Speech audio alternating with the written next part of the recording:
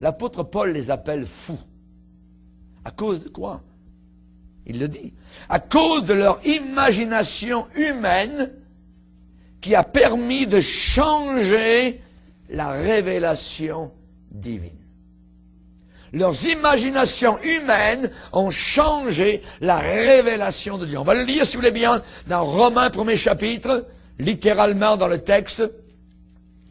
Romains 1er chapitre, verset 22. Se vantant d'être sages, ils sont devenus fous et ils ont changé la gloire de Dieu, la gloire du Dieu incorruptible en image, en imagination, représentant l'homme corruptible. Vous voyez, c'est la gloire de l'homme aujourd'hui. Et au verset 24, c'est pourquoi Dieu les a livrés à l'impureté selon les convoitises de leur cœur, en sorte qu'ils déshonorent eux-mêmes leur propre corps, eux qui ont changé, notez bien, eux qui ont changé, c'est ce qui arrive, eux qui ont changé la vérité de Dieu en mensonge et qui ont adoré et servi la créature au lieu du Créateur. On appelle cela l'humanisme religieux. C'est l'homme qui a pris la place de Dieu. C'est le livre de l'homme qui a pris la place du livre de Dieu. Tout ce que vous avez à faire aujourd'hui, c'est de regarder cette masse de gens religieux et de suivre là où tout cela conduit. La perdition. Et l'image est très, très laide. Très, très laide. C'est une scène très obscure, très sombre. Ils ont changé la vérité de Dieu en mensonge. Et c'est ce que Rick Warren, c'est ce que Robert Schuller, c'est ce que Benin, c'est ce que Kenneth Hagin, c'est ce que tous ces gens-là sont en train de faire. Bill Hybels, l'apôtre Paul les a appelés fous. N'oubliez jamais que le catholicisme a toujours été dirigé par des idées imaginatives. Leurs imaginations. Le catholicisme a toujours été dirigé par des idées insensées, des idées folles, des idées fausses, des idées sauvages depuis son départ, dans les années 300. Comment? Dans les années 300, Constantin, l'empereur romain, a vu dans une vision, supposément, son armée romaine, victorieuse sous la bannière de la croix. C'est ça qu'il a vu. Mais, quelqu'un qui a un tant soit peu de bon sens et qui ne croit même pas à la vérité de la Bible pourrait convaincre n'importe qui que la croix de Jésus-Christ n'a jamais été révélée, utilisée pour massacrer une autre armée romaine. Une armée romaine va vaincre une autre armée romaine à cause de la croix de Jésus. Complètement insensé. Et l'Église catholique a commencé là, avec Constantin. Une armée romaine était aussi méchante que l'autre armée, tandis que les empereurs de Rome se battaient pour avoir le contrôle sur la ville païenne de Rome. Et quand les chrétiens, entre parenthèses, d'Europe, sont allés en Israël pour délivrer le tombeau du Christ, pour délivrer les lieux saints, dans les croisades, et ils ont massacré un paquet de musulmans qui étaient là, qui vivaient là. Mais c'était tous des païens, c'était des catholiques romains. C'était des païens. Ils sont allés tuer au nom du Christ des gens qui vivaient en Israël. Toute la structure du catholicisme romain est enracinée dans des imaginations. Juste des imaginations, des pensées folles, insensées, des pensées déréglées, dissolues complètement, égarées dans leurs pensées, leur cœur, sans intelligence. Plusieurs des stations du chemin de la croix n'ont rien d'autre que de l'imaginaire pur et simple. La femme qui est allée avec son voile pour essuyer le visage du Christ, jamais existé. Les escaliers sur lesquels supposé le Christ est monté, je ne sais pas lesquels, ont été transportés à Rome. Les escaliers. La folie. La résurrection de Jésus-Christ, telle que décrite par les catholiques stigmatistes, qui supposément le vendredi saint ont du sang qui coule de leurs mains, comme le Padre Pio à une certaine époque. C'est un paquet de choses folles. C'est insensé.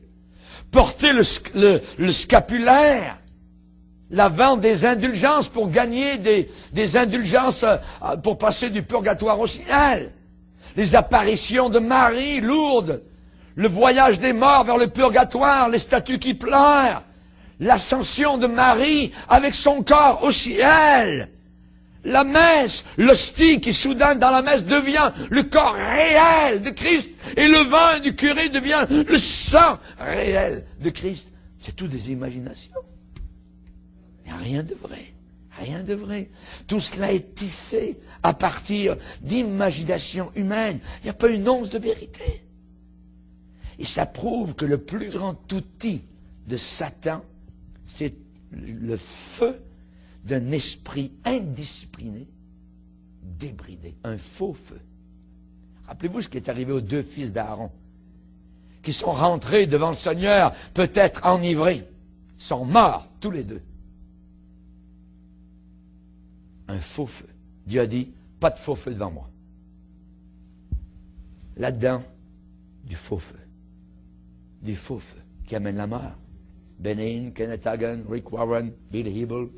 L'esprit de l'Antichrist est déjà actuellement en train d'effilocher, de découdre les esprits, les pensées, les imaginations.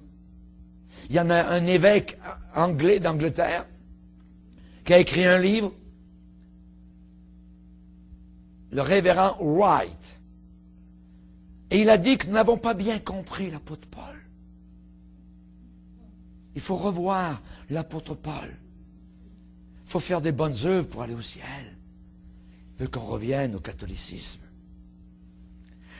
L'esprit de l'Antéchrist est en train de découdre les pensées, les imaginations de millions de gens qui autrefois ont été d'authentiques croyants pour remplacer tout ça avec des plans, des desseins bien concoctés, bien réfléchis, bien préparés, bien travaillés, qui font en sorte que l'imagination des gens va s'enflammer d'émotions.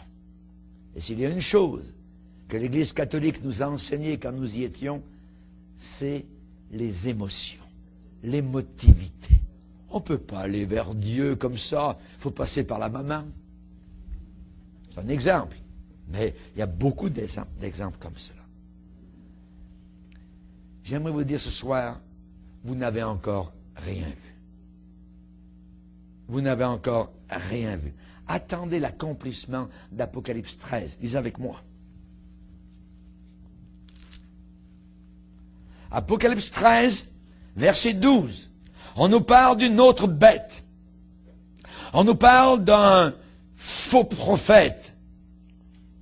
Et ça dit que cette bête exerçait toute l'autorité de la première bête en sa présence, et elle faisait que la terre et ses habitants adoraient la première bête, c'est-à-dire l'Antéchrist, dont la blessure mortelle avait été guérie. Regardez bien, cette bête opérait de grands prodiges, miracles, même jusqu'à faire descendre du feu du ciel sur la terre, à la vue des hommes. Et elle séduisait les habitants de la terre par les prodiges qui lui étaient donnés d'opérer en présence de la bête. Ces gens-là, ces foules qui veulent des miracles, le diable va leur en donner. Jésus nous a parlé de la venue de l'Antichrist, nous a parlé des choses, des événements qu'il va réaliser. L'Antichrist va réaliser des événements paranormaux qui va pousser l'imagination des gens de la planète Terre à de nouveaux sommets jamais atteints auparavant. Un homme capable de faire descendre le feu du ciel à la vue de toutes les caméras du monde entier. Du feu tombant du ciel. Même une statue de l'Antéchrist, une image de l'Antéchrist qui devient animée, qui prend vie, qui parle, qui condamne ceux qui le rejettent et qui commande même leur mort, leur décapitation. Lisez avec moi dans 2 Thessaloniciens chapitre 2. 2 Thessaloniciens chapitre 2, verset 9. L'apparition de cet impie se fera par la puissance de Satan, avec toutes sortes de miracles, de signes et de prodiges mensongers, et avec toutes les séductions de l'iniquité pour ceux qui périssent parce qu'ils n'ont pas reçu l'amour de la vérité pour être sauvés. Aussi Dieu va permettre cela, il est en train de le permettre, aussi Dieu leur envoie une puissance d'égarement pour qu'ils croient au mensonge, afin que tous ceux qui n'ont pas cru à la vérité mais qui ont pris plaisir à l'injustice soient condamnés. Le bout du chemin de ceux qui suivent Rick Warren, Bill Hybels, Robert Schuller, c'est la perdition. C'est l'enfer éternel. Un faux feu. Dès maintenant, les idées imaginatives sont en train d'inonder le monde religieux. Et elles sont toutes une préparation pour la pensée ultime d'un Dieu sur terre qui proclamera être le vrai Dieu, mais qui est en réalité l'antichrist. Uniquement les saints pieux, ceux qui ont leur nom écrit dans le livre de vie de l'agneau, pourront prendre une position ferme contre ce qui arrive maintenant sur la scène religieuse. Écoutez-moi bien. Si vous n'êtes pas sola scriptura, ce qui veut dire si vous n'êtes pas uniquement sur les Écritures, que va-t-il vous arriver? Vous êtes déjà assis comme un fou, comme une folle qui attend la prochaine marotte religieuse. Je serre ta parole dans mon cœur afin de ne pas me laisser égarer. Il viendra un temps où les hommes ne supporteront plus la saine doctrine, mais ayant la démangeaison d'entendre des choses agréables. Choses agréables, vous les avez toutes ici. C'est pour ça 22 millions d'exemplaires. 22 millions d'exemplaires.